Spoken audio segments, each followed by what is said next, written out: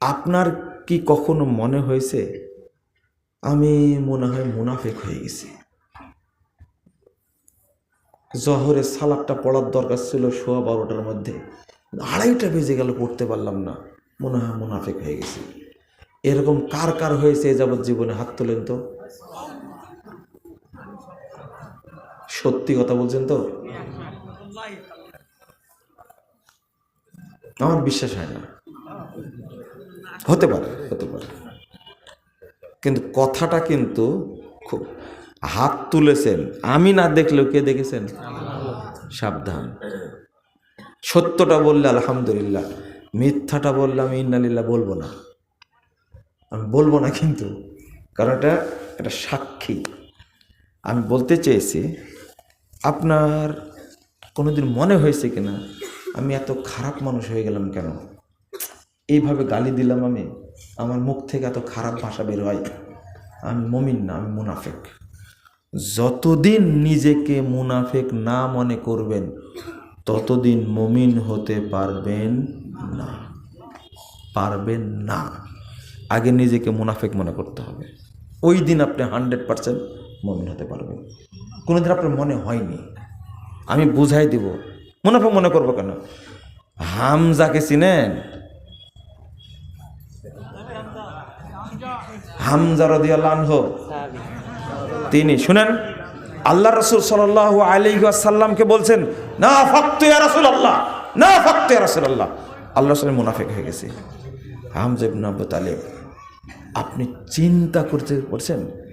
হামজা রাদিয়াল্লাহু আনহু সাইয়্যিদুশ শুহাদা ফিল জান্নাহ, জান্নাতে সমস্ত শহীদদের সর্দার হবেন, অথচ তিনি বলছেন আমি মনে মুনাফিক হয়ে গেছি। আল্লাহ রাসূল, আপনার কাছে থাকলে দিনের কথা মনে থাকে, বাহিরে গেলে মনে থাকে না, মনে মুনাফিক হয়ে গেছে।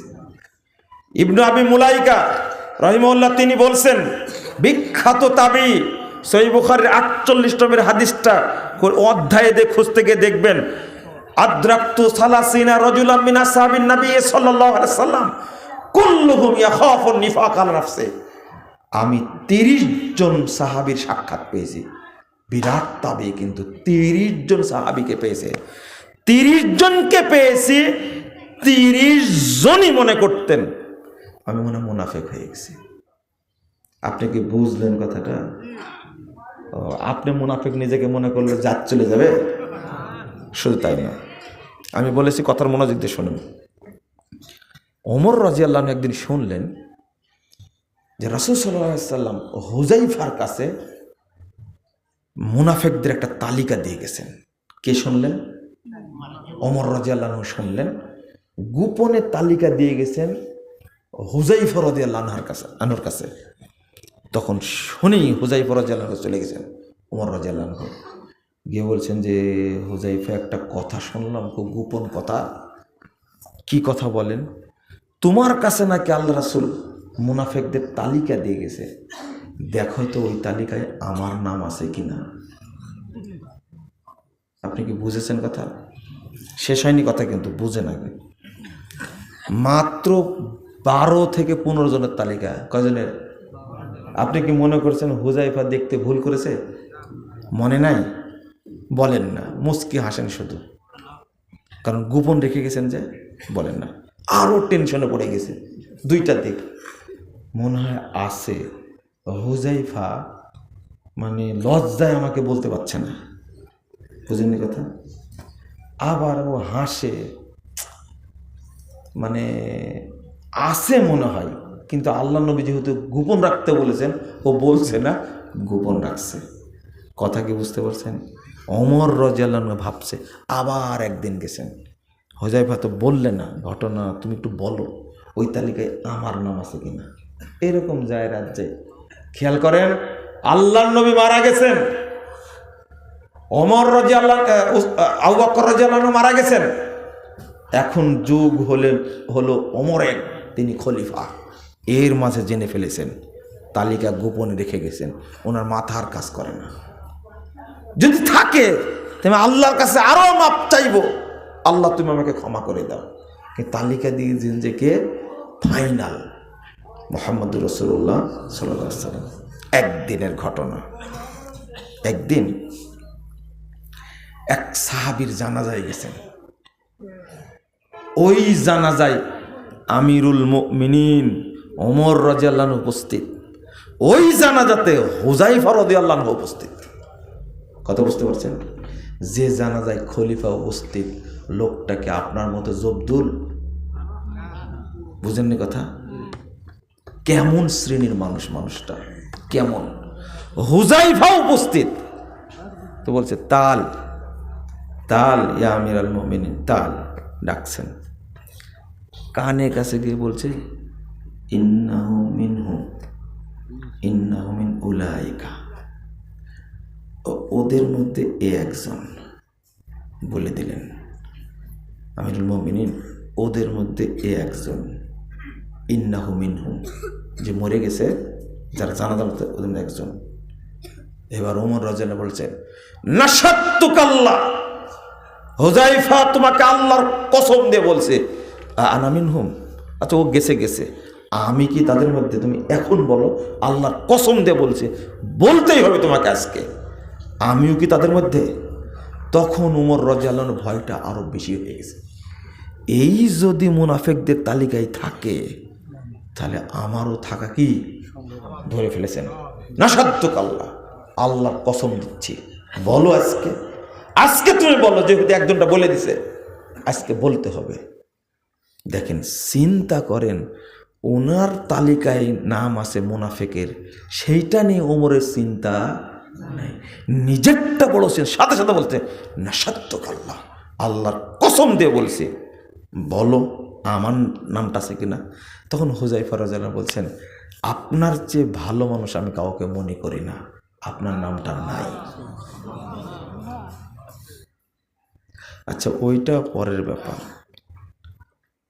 এইরকম এক সাহাবী, যিনি, যার জানা যায় ওমর রাদিয়াল্লাহু আনহু হাজির, সাহাবীরা হাজির, এমনকি হুযায়ফা জানা সত্ত্বেও হাজির যে মুনাফিক। হুযায়ফা যদি অনুপস্থিত থাকেন, সাহাবীরা বলবে হুযায়ফা এমন কি বড় হয়ে গেছে, জানা যায় কেন আসলো না, ঠেলা সামলাতে পারেনি বলে আসছে। আপনি এই লোকটার মর্যাদা বা প্রভাব এত বেশি, হুযায়ফা রাদিয়াল্লাহু আনহু জানছেন, জানা যায় না গেলাম টিকতে, তাই আসছে। কিন্তু জানেন সে কি মুনাফিক। এইরকম একজন মানুষকে তালিকায় দিয়ে গেছে, সে কি মুনাফিক, জানতেই পারেনি। আচ্ছা আমাদের কি অবস্থা একটু বলেন তো দেখি, আমাদের কি অবস্থা? আপনি কি বুঝলেন আমার কথাগুলো? এই হাদিস কি অনুবাদ করা যায় বলেন তো দেখি? লা ইলাহা ইল্লাল্লাহ, আস্তাগফিরুল্লাহ, আস্তাগফিরুল্লাহ পড়েন তো। আল্লাহুম্মা ইন্নী আউযু বিকা মিনান নিফাক, একটা হাদিস আসছে, আল্লাহুম্মা ইন্নী আউযু বিকা মিনাল কুফরি ওয়া শিরকি ওয়ান নিফাক। আল্লাহ তোমার কাছে আশ্রয় চাচ্ছি শিরিক থেকে, কুফুর থেকে, নিফাক থেকে। আল্লাহ তুমি আমাদেরকে হেফাজত করো, আমিন। মানে এই মানুষটা যদি মুনাফিক তালিকায় যায়, আর বড় ব্যাপার হলো যে মানুষ, যার ব্যাপারে রাসূল সাল্লাল্লাহু আলাইহি সাল্লাম জান্নাতের ফায়সালা দিয়ে গেছেন, কোরআনের আয়াত নাজিল হয়েছে, জান্নাতে কত বড় ঘর সেটাও বলে গেছেন, তিনি দৌড়া বেড়াচ্ছেন যে আমার নামটা মুনাফিকদের তালিকায় আছে কিনা। আপনার মধ্যে কখনো একটু মনে হয়েছে? মনে হয়নি। আমি অনুরোধ করব আপনাদেরকে, দুনিয়াবি ধান্দাটাকে এত বড় করে দেখেন না।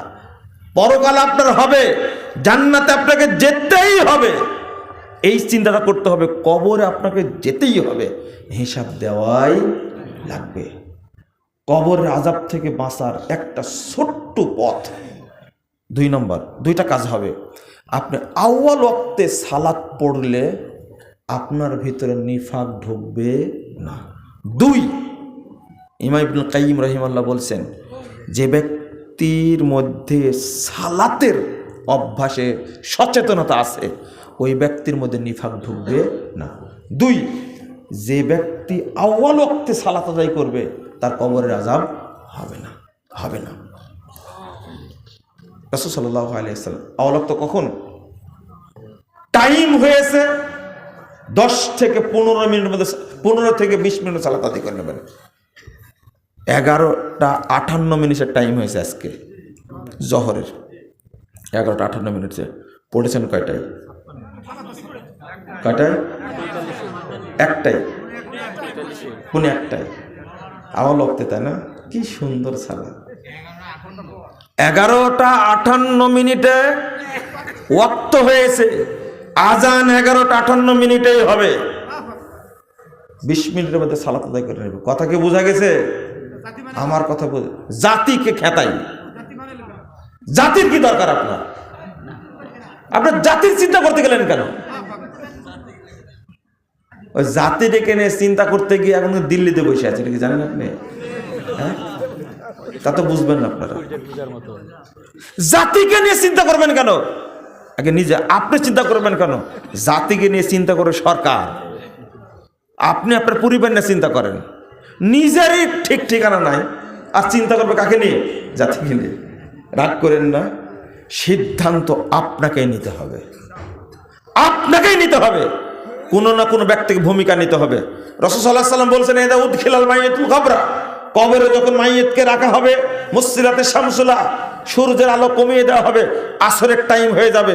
যখন দুইজন ফেরেশতা উঠে বসাবে, তখন তারা বলবে, মার রব্বুক, এই তোমার রবকে? ও তো চোখ মুছতেছে। কি মুছতেছে? ঘুম থেকে উঠে চোখ মুছতেছে, দেখছে সূর্য ডুবে যাচ্ছে। তখন ধমক, দাউনি ও সাল্লে, এই ছাড়ো, আমাকে সালাতটা পড়ে নি। মার রব্বকা বলার টাইম, এটা হলো অবলক্তে সালাত। আপনি কি বুঝলেন? আচ্ছা শোনেন, একটা কথা শোনেন তো। ও শুধু বলবে মার রব্বকা, মা দিনুকা, আমার নাবিয়ুকা, এই 3টা প্রশ্নের উত্তর দিতে 3 ঘন্টা লাগবে? 30 মিনিট, 3 মিনিট? এই প্রশ্নের উত্তরও দিচ্ছে না। দাউনি ও সাল্লি, এই ছাড়ো, আগে সালাতটা পড়িনি, তারপরে কথা হবে। ইন্নামা ওয়ালাক্ত ইন্নাম মুসাল্লি। আচ্ছা বলেন তো, ওকে কি এটা কবর মনে হয়? এটা যদি কবর মনে হয়, এভাবে ধমক দিতে পারবে? আর ফেরেশতাকে, এ কি জিবরিল, এ মিকাইল, এ কি ইসরাফিল? কে? মুনকার নাকির। কিরম কথা? মুনকার নাকির, চোখেও দেখে না, কানেও শোনে না, দিবে ধমক। দাউনি উসাল্লি, এই ছাড়ো, আগে সালাত পড়তে দাও।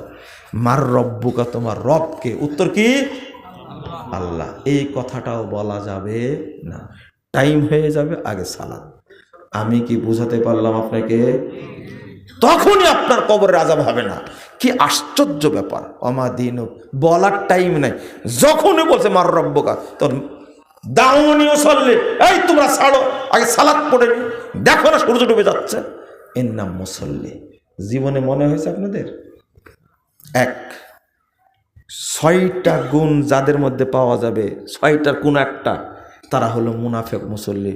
ও কোথায় দিয়ে শেষ করব বুঝেন না আপনারা, তাই না? এই দেখেন, আসেন, জায়গা মতো আসেন। ওই যে মসজিদে নিয়ে গেছিলাম না, সবাই মসজিদে ভর্তি, কিন্তু কি নাই? এখন শোনেন, এখন শোনেন। 1, আত-তাখাল্লুফু আনিল জামা, মুসল্লি নামাজ পড়ে জামাতে পড়ে না, এ হলো মুনাফিক। তাখিরুস সালাত, সালাত পড়ে দেরি করে পড়ে, সালাত পড়ে দেরি করে পড়ে। 3, আল কাসালু ইলা কিয়ামিস সালাহ, সালাত পড়তে যায় অলসতা করে, আজান হয়ে গেলে কখন ইকামত হচ্ছে কোনো হিসাব নিকাশি নাই। এই লোকটা কি? মুনাফিক। মুরাতুন নাস। 4 নম্বর, মানুষকে দেখানোর জন্য পড়ে। 5 নম্বর, কিল্লাতু যিকরিহা, আল্লাহকে স্মরণ করে না, খুব কম করে, খুব কম করে, আল্লাহকে টাইম দেয় না। 4 রাকাত পড়তে লাগার দরকার 11-12 মিনিট, ও 1.5 মিনিটে পড়ি দৌড়। নাকরুহা কানাকরিল গুরাবে দুয়ুক, কাকের মতো মোরগের মতো যে ঠোকায়। 6 নম্বর, এ হলো মুনাফিক মুসল্লি। এই 6টা গুণ তো আমাদের মধ্যে নাই, তাই না? এই জন্য সালাত উপরে ফাওয়াইলুল লিল মুসাল্লিন, এটাই বলছেন রাসূল সাল্লাল্লাহু আলাইহি ওয়াসাল্লাম।